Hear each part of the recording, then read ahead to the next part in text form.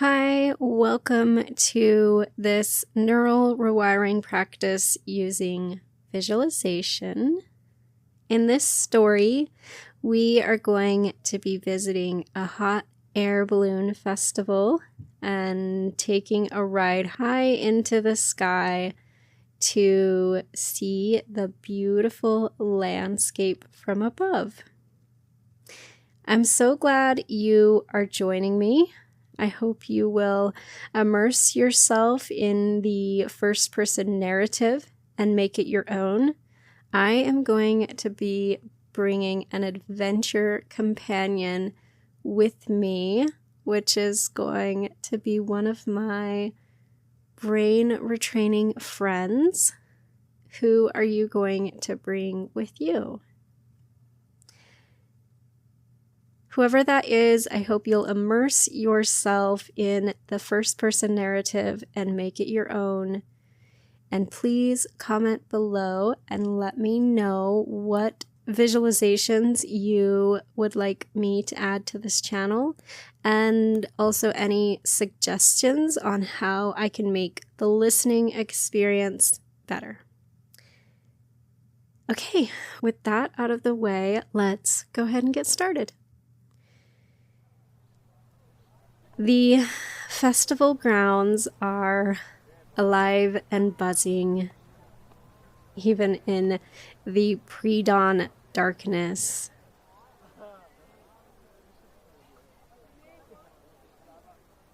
Strings of lights twinkle over the booths, and people chatter quietly. Their voices blend into a gentle hum. And the first thing we do, of course, is to make a beeline for the food stand that has the coffee.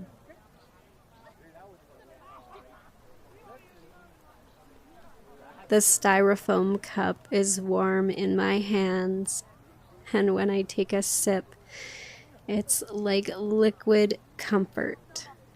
It's rich and robust, and a little earthy, with just the right touch of cream. I can feel the heat spreading through me and chasing away the chill and softening the edges of my grogginess.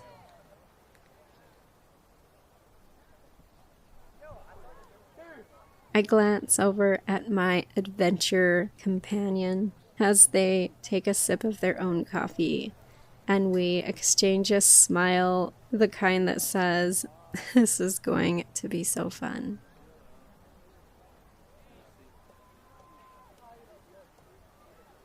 By 5:30, the horizon is starting to lighten, a soft gray blue that hints at the day ahead. We wander to where the balloons are being prepped, and the sight stops me right in my tracks. There are balloons everywhere. Dozens, maybe 100. Their huge and colorful shapes are coming to life. The air smells faintly of propane, mixed with the grassy dampness of the morning.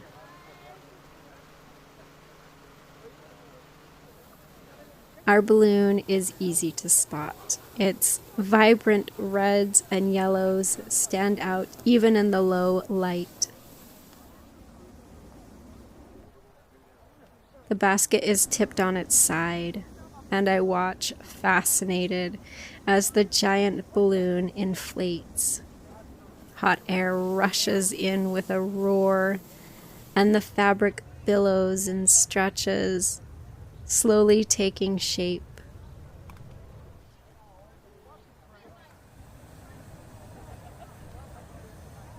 When it's ready, we climb into the basket with the other people we're going to be sharing it with. I claim a spot right by the edge, gripping the smooth wooden rim. The operator is at the center, checking controls and chatting with us. Their confidence is infectious. I glance up to see inside the balloon, where bursts of flames flare from the propane tanks. The fire is loud and quick and sharp, and I can feel its warmth on my face. There's a faint metallic tang in the air from the gas mixing with the freshness of the morning. It smells like adventure. Then, without warning, we are moving. The ground starts to slip away. The people below grow smaller with every passing second. My heart races, but not with fear, it's exhilaration. I wave to the crowd below, and they wave back, their faces tilted up in wonder.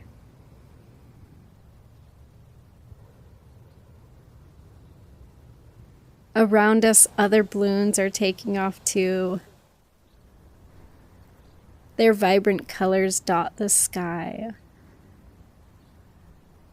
It's like a slow motion ballet.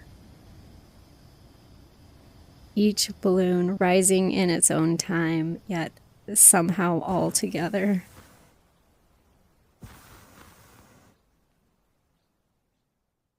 Higher and higher we go, and the view stretches out in every direction. The earth below becomes a patchwork quilt of fields and roads and clusters of trees.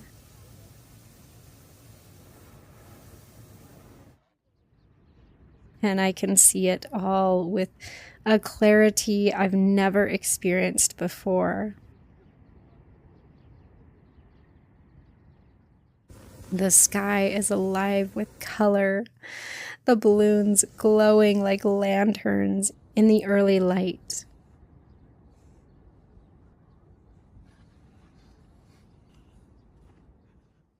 I grip the edges of the basket the whole way up, my breath catching in my chest.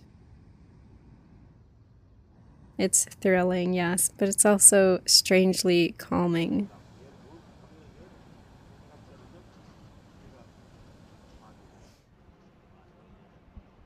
We finally reach the top height, and it just feels like we're floating in perfect stillness. The wind doesn't touch us up here. The sunrise begins slowly, the first sliver of gold peeking over the horizon.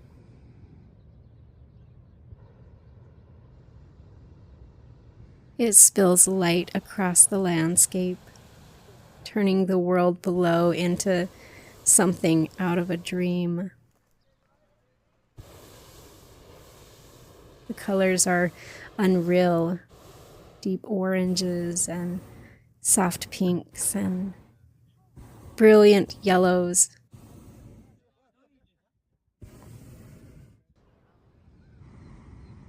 I look at my adventure companion and they're just as spellbound as I am. "This is insane," they whisper. I just nod, unable to find the words.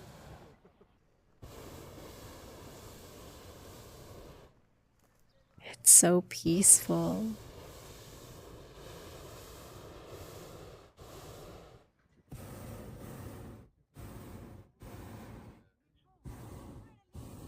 We stay up there for what feels like forever, but it's probably only about an hour. At 7,000 feet, the world feels infinite. And yet, I feel so present, so grounded in the moment.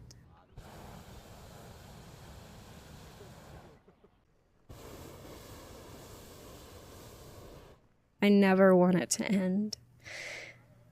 But eventually, the operator starts preparing for our descent.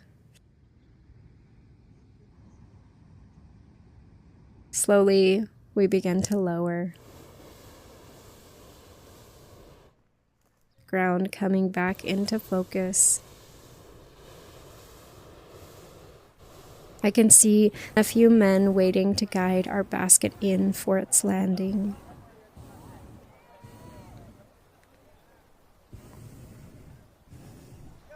The landing is the part that makes my stomach flip.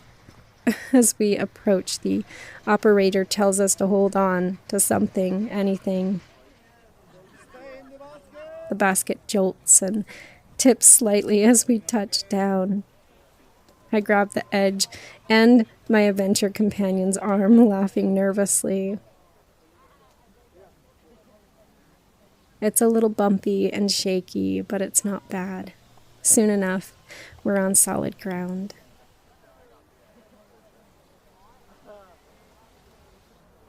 Everyone climbs out of the basket, and we stand by watching the balloon slowly deflate beside us, collapsing in a graceful heap. Its job is done.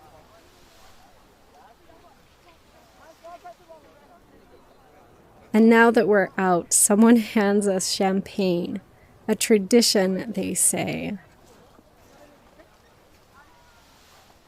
I clink my glass with my partner and with some of the other riders who were in our basket. The bubbles tickle my nose, and the cool, crisp taste feels like the perfect ending.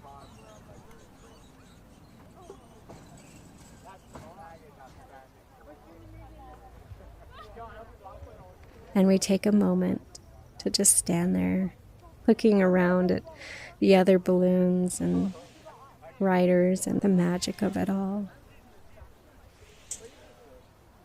I told you it'd be worth it, my partner says, grinning. And they are right. It was worth it.